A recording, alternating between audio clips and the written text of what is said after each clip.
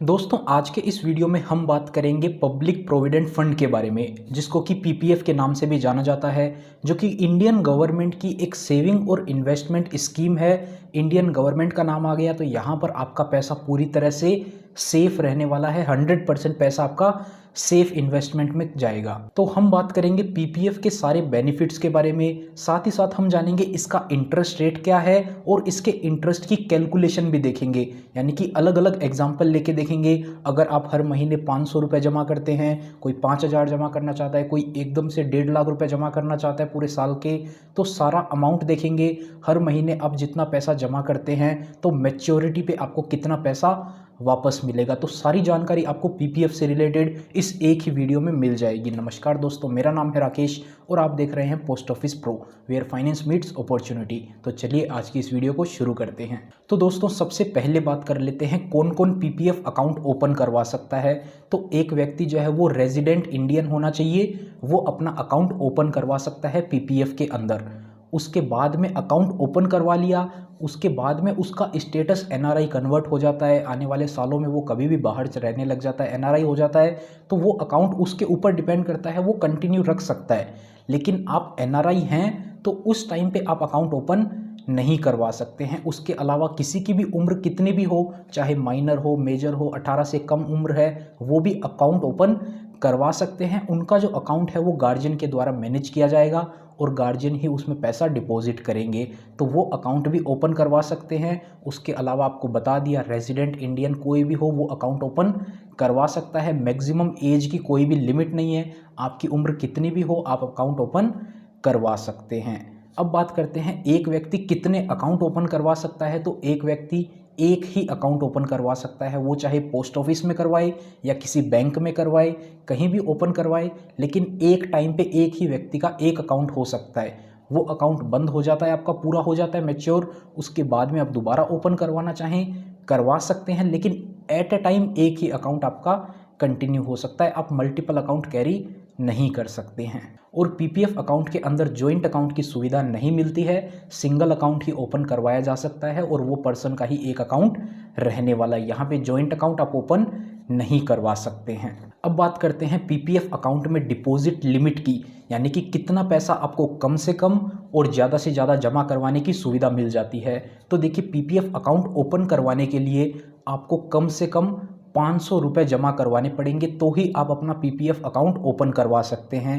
तो ओपन करवाने के लिए तो आपको 500 रुपये देने पड़ेंगे।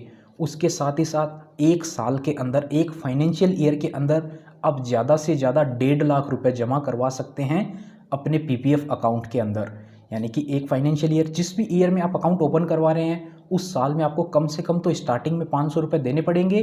उसके अलावा आप कितना भी पैसा दे सकते हैं एक साल के अंदर, 1.5 लाख रुपए तक। और ये अकाउंट जो होता है ये 15 सालों का होता है, तो आपको हर साल इसके अंदर कम से कम 500 रुपये जमा करवाने पड़ेंगे। हर साल आपको 500 रुपये कम से कम जमा करवाने हैं। उसके अलावा आप कितना भी पैसा कितनी बार भी जमा करवा सकते हैं, लेकिन हर एक साल के अंदर ज़्यादा से ज़्यादा आप 1.5 लाख रुपए ही जमा करवा सकते हैं। कम से कम 500 और ज़्यादा से ज़्यादा 1.5 लाख रुपए आपको हर साल जमा करवाने पड़ेंगे। अब आप सोचते हैं किसी साल में आपके पास पैसा नहीं है, आपका मन नहीं कर रहा है, आप चाहते हैं उसमें स्किप कर दें, तो ऐसा नहीं कर सकते हैं। कम से कम आपको 500 रुपये डालने पड़ेंगे। अब आप सोचते हैं आप हर साल 10,000 रुपये जमा करवा रहे हैं, बीच में आपको नहीं करवाने, तो आप 500 रुपये डालकर छोड़ सकते हैं। उस साल आप 500 रुपये डाल देंगे। अगर आप पैसा जमा नहीं करेंगे किसी भी साल में तो दिक्कत हो जाएगी, आपके अकाउंट को डिसकंटिन्यू कर दिया जाएगा, यानी कि आपके अकाउंट को बंद कर दिया जाएगा। लेकिन यहाँ पर वैसे पूरी तरह से बंद नहीं होगा, वो अकाउंट आपको फिर से चालू करवाना पड़ेगा। वो चालू करवाने के लिए आपको कुछ पेनल्टी भी देनी पड़ेगी। क्या पेनल्टी है, आइए उसकी बात करते हैं। तो देखिए, अगर आप अपने पीपीएफ अकाउंट के अंदर पैसा जमा नहीं करवाते हैं किसी भी साल के अंदर, तो आपको 2 नुकसान देखने को मिलते हैं। पहला तो वो उसका आपको पेनल्टी देनी पड़ेगी, उसी के साथ साथ आपका जो अकाउंट है वो बंद हो गया है, जो वो अकाउंट आपको चालू करवाना ही पड़ेगा अगर आप दूसरा अकाउंट ओपन करवाना चाहते हैं।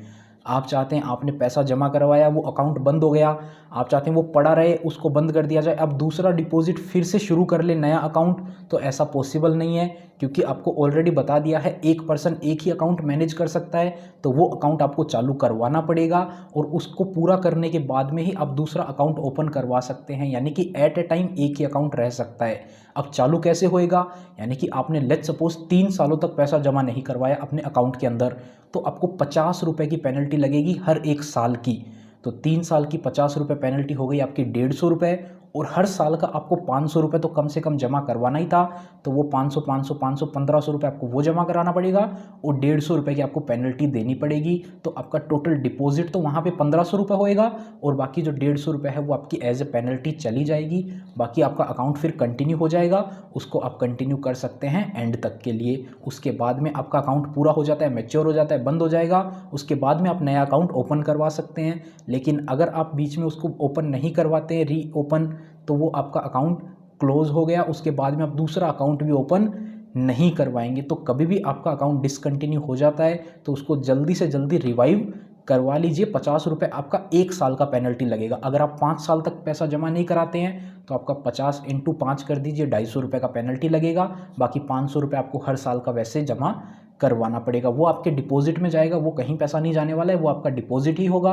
और इसमें खास बात क्या है, आपका अकाउंट जब भी डिसकंटिन्यू होता है, जितना भी बैलेंस आपका पड़ा है उस बैलेंस के ऊपर जो भी इसका इंटरेस्ट रेट है पीपीएफ का, वो इंटरेस्ट आपको मिलता रहेगा। तो ये खास बात है कि आपको इंटरेस्ट का नुकसान नहीं हो रहा है। जो पैसा आपका पड़ा है उसके ऊपर आपको इंटरेस्ट एज इट इज़ मिलता रहेगा। जितने समय के लिए वो पैसा पड़ा है वो इंटरेस्ट आपको पूरा मिलेगा। लेकिन आप जमा नहीं करवाते हैं तो 50 रुपये की एक छोटी सी पेनल्टी आपको देनी पड़ जाएगी। अब बात करते हैं इंटरेस्ट रेट की, यानी कि पीपीएफ अकाउंट के ऊपर आपको कितना इंटरेस्ट रेट मिलता है।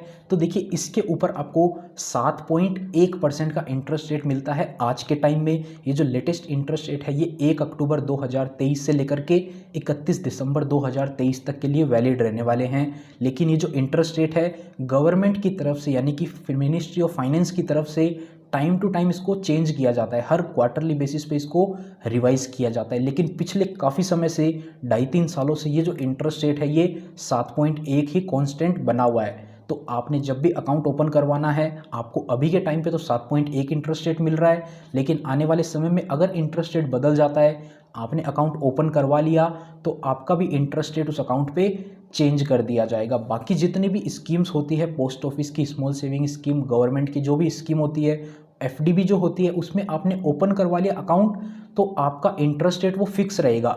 यानी कि आज इंटरेस्ट रेट है एफडी के ऊपर 7% और आपने 5 साल की एफडी ओपन करवा ली और बाद में इंटरेस्ट रेट 6% हो जाता है, तो आपको टेंशन नहीं लेनी होती है। एफडी के अंदर आपका इंटरेस्ट रेट 7% फिक्स रहता है आने वाले 5 सालों के लिए। लेकिन पीपीएफ के अंदर क्या है, इंटरेस्ट रेट आने वाले समय में कम हो जाएगा, तो आपका इंटरेस्ट रेट भी कम कर दिया जाएगा। अगर ज़्यादा हो जाता है तो वो ज़्यादा भी आपको बेनिफिट देखने को मिल जाएगा। लेकिन पिछले काफ़ी समय से इंटरेस्ट रेट सेम है, तो आने वाले समय में भी बहुत ही कम उम्मीद है इंटरेस्ट रेट को चेंज किया जाएगा। ये इंटरेस्ट रेट सेम ही कंटिन्यू होने की उम्मीद है।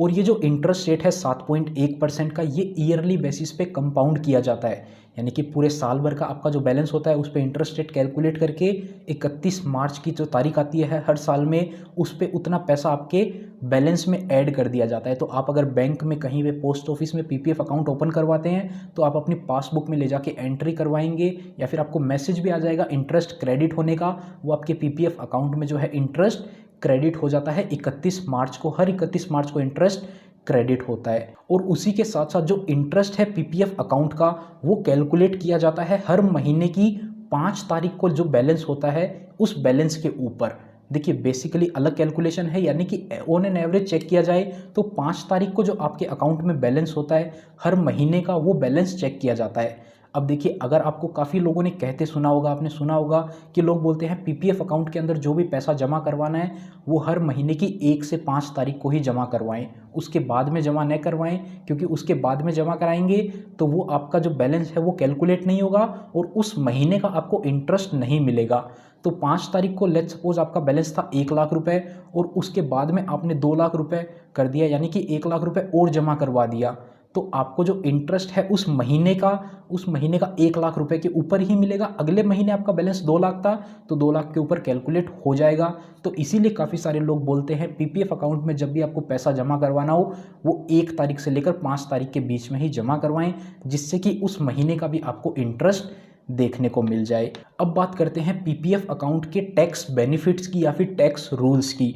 तो देखिए काफ़ी सारे लोग आपको बोलते होंगे पीपीएफ अकाउंट जो है वो सबसे ज़्यादा टैक्स सेविंग के पर्पज़ से यूज़ किया जाता है। तो जी हाँ, इसके अंदर आप जो भी हर साल आपको देखिए ऑलरेडी बताया जो इन्वेस्टमेंट की लिमिट है, हर साल आप 1.5 लाख रुपए इन्वेस्ट कर सकते हैं। और उसी के साथ साथ इसको डिज़ाइन भी उसी लिए किया गया है। सेक्शन 80C का जो डिडक्शन होता है वो भी मैक्सिमम 1.5 लाख रुपए का है। तो अगर आपकी सैलरी नहीं आती है, आपका कहीं से लिमिट पूरी नहीं होती है, तो आप जो है वो बिजनेसमैन है या फिर किसी भी तरह का आप पैसा कमाते हैं और डिडक्शन लेना चाहते हैं सेक्शन 80C की, तो आप 1.5 लाख रुपए पीपीएफ में इन्वेस्ट कर सकते हैं, जिससे कि आपकी जो टोटल इनकम है वो 1.5 लाख रुपए कम हो जाएगी और आपको कम इनकम के ऊपर ही टैक्स देना पड़ेगा। उसी के साथ साथ जो इंटरेस्ट इनकम होती है पीपीएफ के अंदर, वो भी इनकम पूरी तरह से टैक्स फ्री होती है। यानी कि आपको जो हर साल इंटरेस्ट मिलेगा इन पैसों के ऊपर वो पूरी तरह से टैक्स फ्री रहेगा। अब इंटरेस्ट तो है वो तो आपको पैसा एक साथ मिलेगा मैच्योरिटी पे, लेकिन वो कंपाउंड जो हो रहा है वो आपका इनकम हर साल की चेक की जाती है, तो वहाँ पर आपके लिए वो टैक्स फ्री है। मैच्योरिटी पे जो भी पैसा आपको मिलेगा सारा का सारा टैक्स फ्री है, इसमें कोई भी टीडीएस नहीं काटा जाता है। तो यहाँ से आप टैक्स बचाने के लिए इसको यूज़ कर सकते हैं और जो इंटरेस्ट इनकम होगी वो भी आपके लिए पूरी तरह से टैक्स फ्री रहने वाली है। अब बात करते हैं पीपीएफ अकाउंट के मैच्योरिटी रूल्स की और साथ ही साथ बात करते हैं उसके एक्सटेंशन के क्या रूल हैं।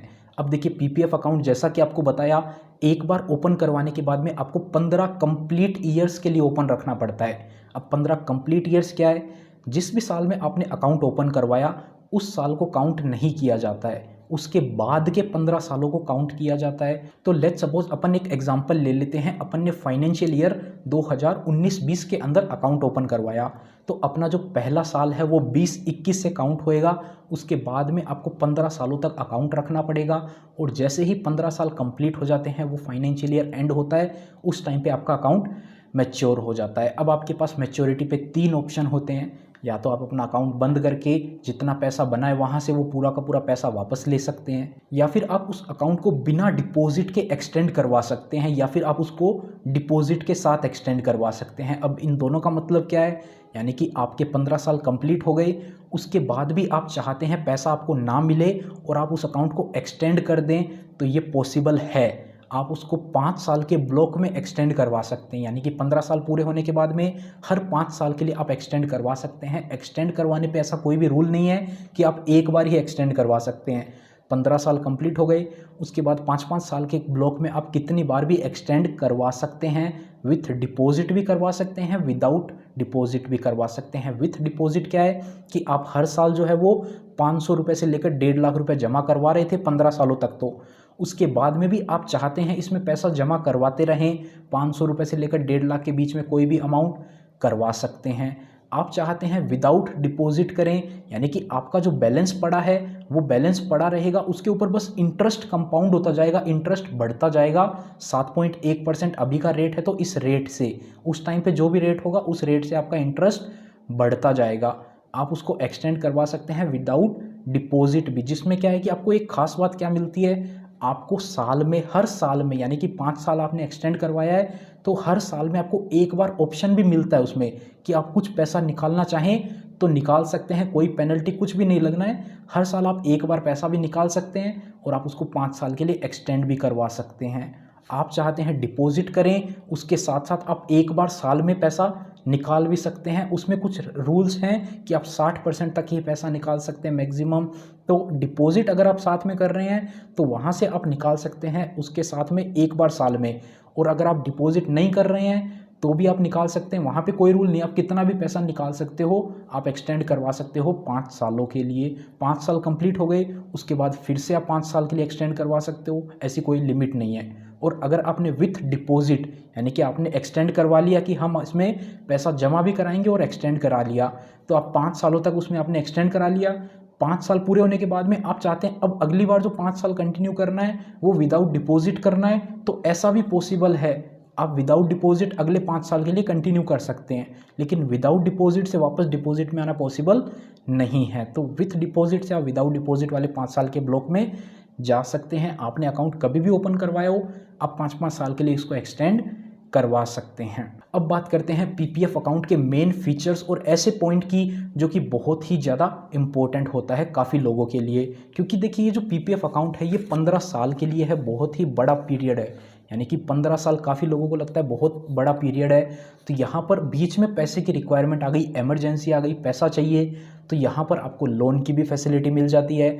आप इसको बीच में कुछ पैसा निकालना चाहें वो भी निकाल सकते हैं, या फिर आप इसको पहले ही बंद करवाना चाहें तो वो भी ऑप्शन आपको मिल जाता है। तो तीनों ऑप्शन आपको यहाँ पे देखने को मिल जाते हैं, लेकिन ईजिली नहीं है, कुछ सर्टेन कंडीशंस रूल्स वगैरह होते हैं, बहुत ही डिटेल में है, ध्यान से समझिएगा अगर आप समझना चाहते हैं तो। अदरवाइज़ आप इस पॉइंट को स्किप करके आप आगे भी बढ़ सकते हैं। तो देखिए सबसे पहले बात करते हैं लोन की। तो देखिए हमने एक एग्जांपल लिया था, लेट्स सपोज अपन ने अकाउंट ओपन करवाया है साल 2019-20 के अंदर, यानी कि फाइनेंशियल ईयर 19-20 के अंदर अपन ने अकाउंट ओपन करवाया है। तो एक साल कंप्लीट होने के बाद से 19-20 में अपन ने अकाउंट ओपन करवाया तो वो साल तो अपना काउंट नहीं होता है। जैसा कि आपको बताया 15 साल की जो काउंटिंग है वो अगले साल से होगी, यानी कि 20-21 जो है फाइनेंशियल ईयर वो अपना पहला साल होएगा। वहाँ से एक साल कंप्लीट होने के बाद से आप 5 साल कंप्लीट होने तक अपना लोन ले सकते हैं इस अकाउंट के ऊपर, आपका जो भी पीपीएफ अकाउंट है। और लोन कितना ले सकते हैं, पिछले साल का जो बैलेंस होगा अपना उसके 25% अमाउंट का, यानी कि आपने पिछले साल तक टोटल जो है आपने 4 सालों में पैसा जमा करवा दिया 6 लाख रुपए, 1.5 लाख रुपए आप जमा करवाते गए, 6 लाख रुपए पे इंटरेस्ट भी बन गया होगा तो वो अमाउंट 7 लाख रुपए हो गया। तो 7 लाख रुपए का 25% तक का लोन ले सकते हैं अगर आपको लोन की रिक्वायरमेंट है। 1 साल से लेकर 5वें साल तक के बीच में ही आप लोन ले सकते हैं। अब बात करते हैं 5 साल पूरे होने के बाद में पैसे की रिक्वायरमेंट आती है तो क्या करें। तो देखिए आप कुछ पैसा अपने अकाउंट में से निकाल भी सकते हैं एज ए प्रीमेच्योर क्लोज करके। तो कितना पैसा निकाल सकते हैं, इसकी देखिए 2 कंडीशन है। उन दोनों कंडीशन को चेक करने के बाद में जितना अमाउंट आता है वो वाला कम अमाउंट आप निकाल सकते हैं। यानी कि एक अपन कैलकुलेशन निकालेंगे उसमें आया 1 लाख रुपए, दूसरी कैलकुलेशन में आया 1,20,000 रुपए, तो आप मैक्सिमम 1 लाख रुपए तक निकाल सकते हो। ये ज़्यादा से ज़्यादा है, यानी कि मैक्सिमम लिमिट है। कम पैसा निकालना चाहे तो आप इजीली निकाल सकते हैं। अब ये लिमिट कैसे चेक होगी, 5 साल कंप्लीट होने के बाद में ही आप इसको कर सकते हैं। यानी कि 5 साल से पहले आपको पैसा चाहिए तो आपको लोन ही लेना पड़ेगा।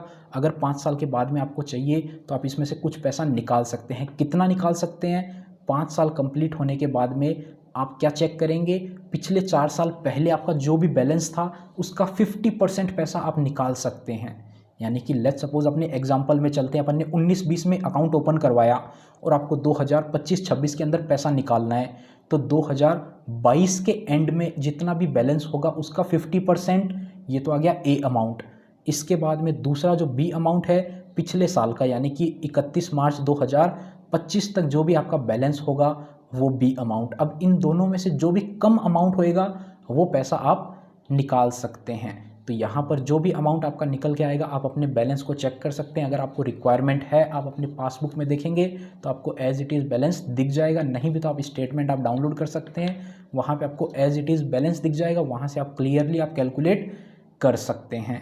उसके अलावा बात करते हैं प्री मैच्योर क्लोज की, यानी कि आप समय से पहले अकाउंट बंद भी करवा सकते हैं। इसमें कुछ कंडीशंस हैं, उन कंडीशंस में ही अकाउंट को बंद करवाया जा सकता है। तो पहली कंडीशन तो क्लियर है कि 5 साल पूरे होने के बाद ही आप अकाउंट को बंद करवा सकते हैं, उससे पहले बंद नहीं करवाया जा सकता है पीपीएफ अकाउंट को, क्योंकि यहाँ पर देखिए आप टैक्स सेविंग का बेनिफिट ले रहे हैं। जो 80C की डिडक्शन होती है, 80C की जो भी स्कीम होती है 5 साल वाली, उसको आप बीच में बंद नहीं करवा सकते। तो यहाँ पर भी आप 5 साल से पहले तो इसको बंद नहीं करवा सकते। उसके अलावा किस कंडीशन में आप बंद करवा सकते हैं 5 साल के बाद में भी, या तो आपकी फैमिली में किसी को लाइफ थ्रेटनिंग डिसीज़ हो जाती है जिसके नाम पे भी अकाउंट है उसको, या उसके फैमिली में किसी को भी डिजीज़ हो जाती है, कोई बीमारी ऐसी हो जाती है जो जानलेवा साबित हो सकती है, तो उस कंडीशन में उसका ट्रीटमेंट करवाने के लिए पैसा चाहिए, अकाउंट को बंद करवा सकते हैं। जिसके नाम से भी अकाउंट है उसको हायर एजुकेशन के लिए या फिर उसकी फैमिली में किसी को हायर एजुकेशन के लिए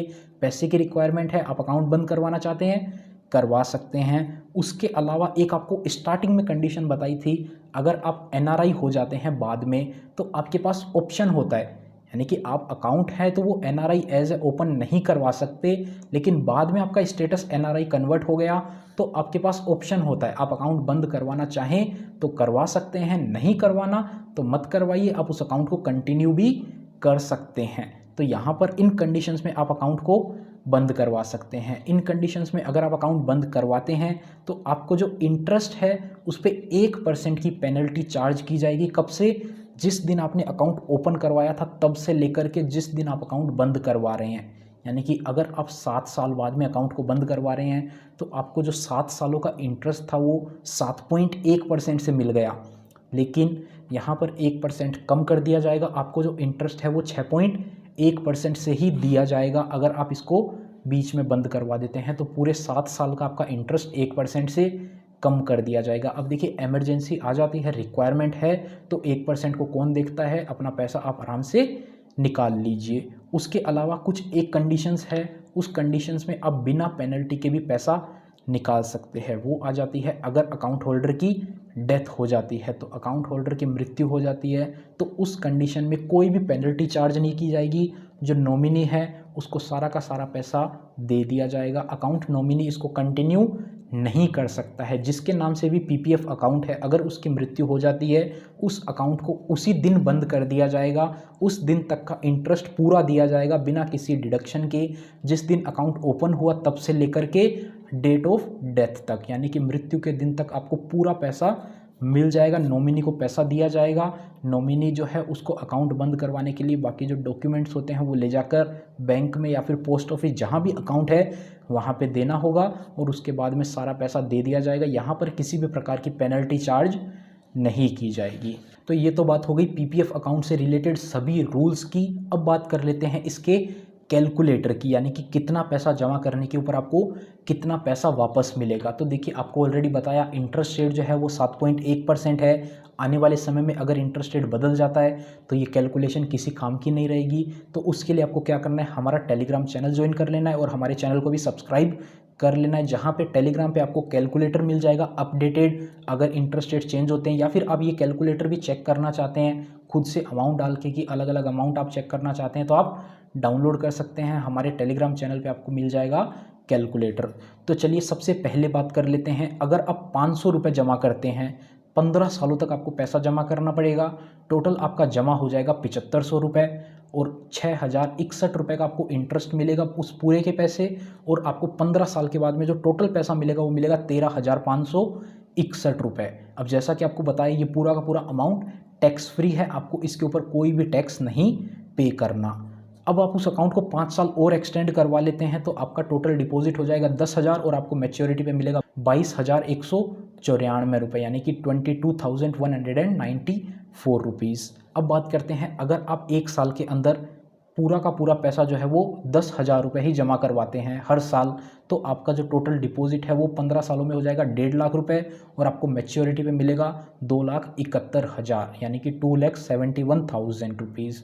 और आप उस अकाउंट को 5 साल और एक्सटेंड करवा देते हैं तो आपको टोटल पैसा मिलेगा 4,43,000, 4,43,000 रुपये। अब बात करते हैं अगर आप हर महीने इसमें 5,000 रुपये जमा करवाना चाहते हैं तो आप जो लगभग है वो 60,000 रुपये जमा कराएंगे 1 साल का। 1 साल का आप 60,000 जमा कराएंगे तो 15 साल का हो जाएगा 9 लाख रुपये। 9 लाख रुपये के ऊपर आपको जो इंटरेस्ट मिल के टोटल अमाउंट आपको मिलेगा वो मिलेगा लगभग 16,27,000 रुपये, 16,27,000 रुपये। वहीं बात करते हैं अगर आप इसमें हर महीने 10,000 रुपये जमा करवाते हैं तो आपका एनुअल जो डिपॉजिट हो जाएगा वो हो जाएगा 1,20,000 रुपये और टोटल आपका 15 सालों में डिपॉजिट हो जाएगा 18 लाख रुपये। अब उससे आपको पैसा मिलेगा मैच्योरिटी पे 32,54,000, 32,54,000 रुपये के आसपास का अमाउंट आपको पूरा पैसा मैच्योरिटी पे मिलेगा और ये पूरा का पूरा टैक्स फ्री रहने वाला है। अब बात करते हैं अगर आप इसमें मैक्सिमम पैसा जो है वो 1.5 लाख रुपए जमा करवा देते हैं, पूरा का पूरा पैसा ही आप इसमें 1.5 लाख डाल देते हैं जितना पॉसिबल है, उसके बाद में आपको मैच्योरिटी पे मिलेगा 15 सालों के बाद में 18 लाख इंटरेस्ट होने के साथ 40,68,000 रुपये, 40,68,000 रुपीज़। अब देखिए एक पॉइंट आपको और बता देते हैं, जो माइनर वाला आपको पॉइंट बताया था, यानी कि माइनर के नाम से अगर आपने अकाउंट ओपन करवाया है तो आप जो है वो 1.5 लाख रुपए अपने अकाउंट में डाल सकते हैं, या आप माइनर के अकाउंट में डाल सकते हैं। दोनों मिला करके मैक्सिमम 1.5 लाख रुपए ही डाल सकते हैं। लेट्स सपोज आपने एक अकाउंट अपना ओपन करवा रखा है, 2 अकाउंट आपने अपने गार्जियन एज ए माइनर के भी ओपन करवा दिए, तो आपके टोटल 3 अकाउंट हो गए हैं। 2 माइनर अकाउंट हैं और एक आपका खुद का अकाउंट है। तो टोटल 3 अकाउंट में आप जो है वो पैसा मिला करके 1.5 लाख रुपए ही जमा करवा सकते हैं, यानी कि 50 हज़ार रुपये ही तीनों में। आप चाहते हैं तीनों में एक 1 लाख रुपए जमा कर दें तो ऐसा पॉसिबल नहीं है, क्योंकि आप गार्जियन हैं, 2 अकाउंट के तो आप गार्जियन हैं, तो वो टोटल पैसा आपके नाम से ही डिपॉजिट माना जाता है। तो आप मैक्सिमम तीनों का मिलाकर ही 1.5 लाख रुपए जमा करवा सकते हैं, और टैक्स की बेनिफिट जो है वो 1.5 लाख रुपए ही ली जा सकती है। तो यहाँ पर आपको ये बात ध्यान में रखनी है। आप सोचें कि 2 अलग माइनर के अकाउंट ओपन करके उनमें भी पैसा डाल दें, अपने नाम से भी डाल दें, तो ऐसा पॉसिबल नहीं है। अब बात करते हैं, ये जो 15 साल का आपने अकाउंट ओपन करवाया 1.5 लाख रुपए से, इसको अब 5 साल के लिए और एक्सटेंड कर देते हैं, तो 20 साल बाद आपको जो पैसा मिलेगा वो मिलेगा 66,58,000 रुपये।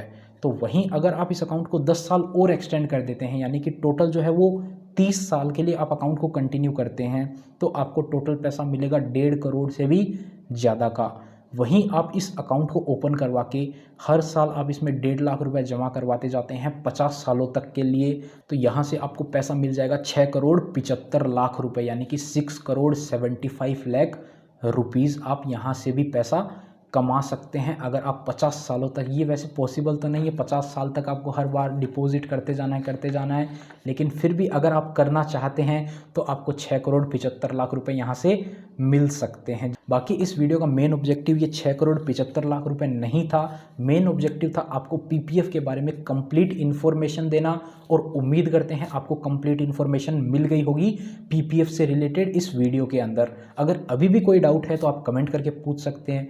और भी काफ़ी सारी स्कीम्स के वीडियो हमारे चैनल पे अवेलेबल हैं, आप देख सकते हैं उनको, उस चैनल को सब्सक्राइब कर सकते हैं। मिलते हैं आपसे फिर किसी नए और इंटरेस्टिंग वीडियो में। और हाँ, ये कैलकुलेटर आपको चाहिए पीपीएफ वाला, तो टेलीग्राम चैनल को ज़रूर से ज्वाइन कर लीजिएगा। वहाँ पे आपको फ्री ऑफ कॉस्ट काफ़ी सारे कैलकुलेटर देते रहते हैं हम समय समय पर। जैसे जैसे वीडियो बनाते हैं उसका कैलकुलेटर वहाँ पे आपको मिलता जाएगा।